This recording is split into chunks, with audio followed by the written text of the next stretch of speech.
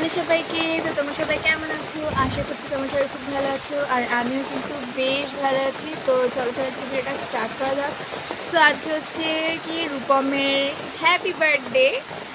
সকাল থেকে একবার আমাদের বাড়িতে আসা হয়ে গেছে, তখন আর ভিডিও ক্লিপে নিবি কারণ তখন আমি ঘুমাচ্ছিলাম। আর আমি ঠিক করে জানি না ভয়েসটা শোনা যাচ্ছে কিনা, কারণ বাইরে ভীষণ জোরে বৃষ্টি হচ্ছে। আর আমার এখানে একটু একটা জায়গায় যেতে হবে, সেই জায়গাটা এখনও রেডি হয়ে বসে রয়েছি। বৃষ্টি না এখন যেতে পারছি না, কিরম স্ক্যাম। আর এদিকে বাজে এখন তাও কটা, অনেকটাই দেরি হয়ে গেছে। আর রূপম আমাদের বাড়িতে এসে বলছে, কিরে কখন যাবি, কিরে কখন যাবি। ওর কথা শুনে না খুব হাসি পায়। যাই হোক, তো আজ সারাদিনে কী কী করছো সেগুলো তোমাদের সাথে অবশ্যই শেয়ার করবো, তো তোমরা দেখে থাকো। So stay tune. এই হচ্ছে বাইরের বৃষ্টি, জম্মের বৃষ্টি নেমেছে একদম, মানে থামার তো কোনো নামই নেই। এত জোরে বৃষ্টি হচ্ছে যে আমি বাইরে বেরোলে আমি ভিজে যাব। সে যতই ছাতা নিয়ে যাই না কেন, তার মধ্যে আবার বাজও পড়ছে, বেরোলেই মরবো। ভাল লাগে কারোর? তো শ্রাবণ মাস তো বলছে সবাই কালকেই পড়ে গেছে, কালকেই তো বললো পড়ে গেছে, কি জানি কবে পড়েছে আমার ঠিক মনে পড়ছে না, দেখতে হবে। তো সবাই কাছের চুড়ি পরছে, আমারও একটু পরতে ইচ্ছে করছে। আমি কোনোবার যদিও পড়ি না, আমি আগের বছরে মাকে এনে দিয়েছিলাম, মা পড়ে। আর সবাই পড়ছে, সবাই, আমরা শুধু বউরা পড়ে দেখছি না, সবাই পড়ছে। আমার মতো মেয়েরাও পড়ছে, আমার থেকে ছোটো ছোটো মেয়েরাও পড়ছে।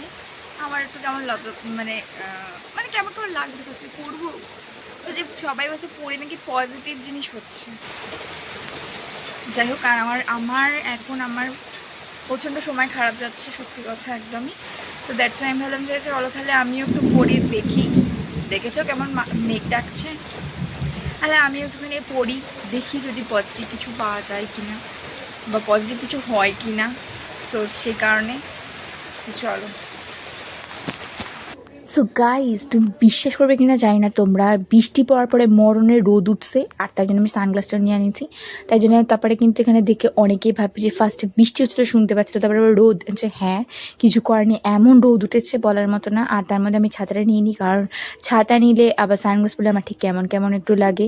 তো সেখানে আজকে ছাতাটা নিয়েছিলাম, আমি ভেবেছিলাম বৃষ্টি হলে তবে টাঙাবো, নয়তো নয়। আর তারপর কিন্তু আমি চলে এসেছিলাম হচ্ছে কি গৌরীপুর মার্কেটে। আর এখানে চুড়ির কালেকশন দেখো, আর যেহেতু এখন গ্রিন চুড়ি প্রচুর হচ্ছে, মানে সেল হচ্ছে, তো সেই কারণে ভীষণ ভীষণ সুন্দর সুন্দর ডিজাইনের রয়েছে, দেখতে পাচ্ছ এখানে। আর আমার কিন্তু এখানে সেরকম একটা মানে দাঁড়িয়েছিলাম, আর যেহেতু এখানে অনেকটাই ভিড় হচ্ছিলো বলে আমি এই দোকানটা থেকে নিই। তারপরে আমি এই দোকানটার সামনে এসে বলেছিলাম আমার হাতের মাপটা দেখে উনি চুড়িগুলো বার করছিল। আর এক ডজন চুড়ি কিন্তু 20 টাকা নিয়েছে, আর তাই জন্য উনি বার করছিল। আর আমি এখানে চুপচাপ বসেছিলাম, মানে বসে থেকে দাঁড়িয়েছিলাম, আর এখানটা একটুখানি নিজেকে দেখছিলাম আর কি। এই রোদের মধ্যে ঘেমে চুমে গেছি পুরো, কেউ বলবে যে এরকম মরণের বৃষ্টি এসেছিলো। যাই হোক, তো তারপরে কিন্তু আমি এখানে টোটোতে উঠে পড়েছি। আর আমার আছে কিন্তু হাতে অনেক কিছু ছিল, আর সেই কারণে তারপরে কিন্তু চলে আসার পরে এই দেখো, তো আমি অনেক আনন্দ করতে করতে নিজের চুড়িটা কিন্তু আমি এখানে খুলে ফেলেছি।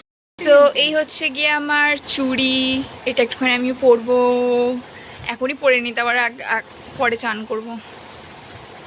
চলো লেটস গো। সত্যি কথা বলতে আমি কিন্তু যাদেরকে পড়তে দেখেছি এবং জিজ্ঞাসাও করছি, তারা কিন্তু সবাই আমাকে বলেছিল যে পজিটিভ কিছু নাকি হয়।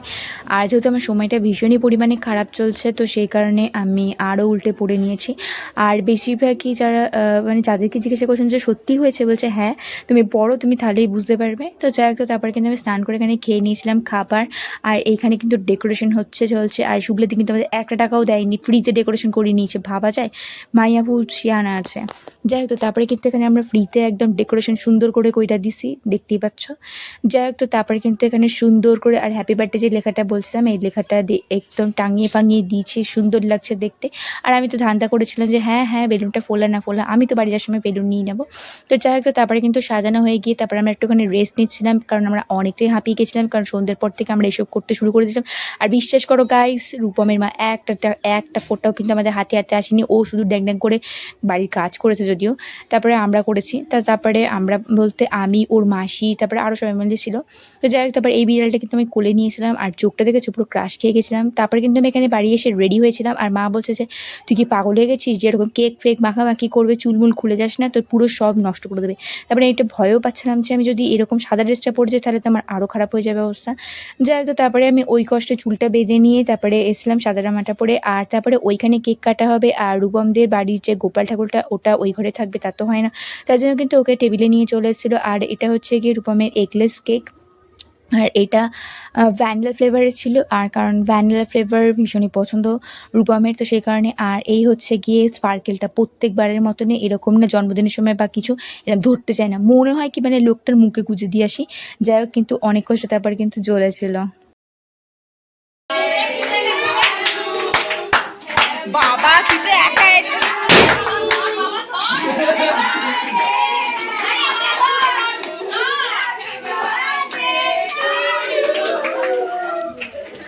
মুখটা তো রকম করে রেখেছিস কেন?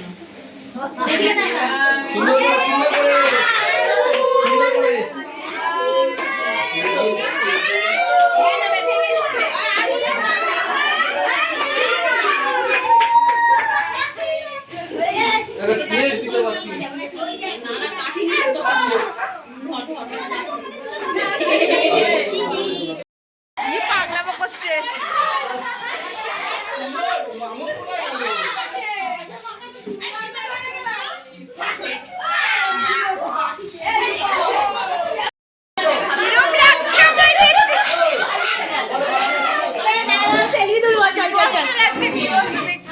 তারপরে এই স্নোটা দেওয়ার পর আমার যে কী বিচ্ছিরি লাগছিল দেখে বলার মতন, আমার যে কারেন্টের শর্ট খাইছে। যাই হোক, কি আর করা যাবে। তারপরে কিন্তু ওখানে কেক দিয়ে দিয়েছিলো, আমি কিন্তু বড় পিসটা নিয়েছিলাম, আর এটা নেবো না।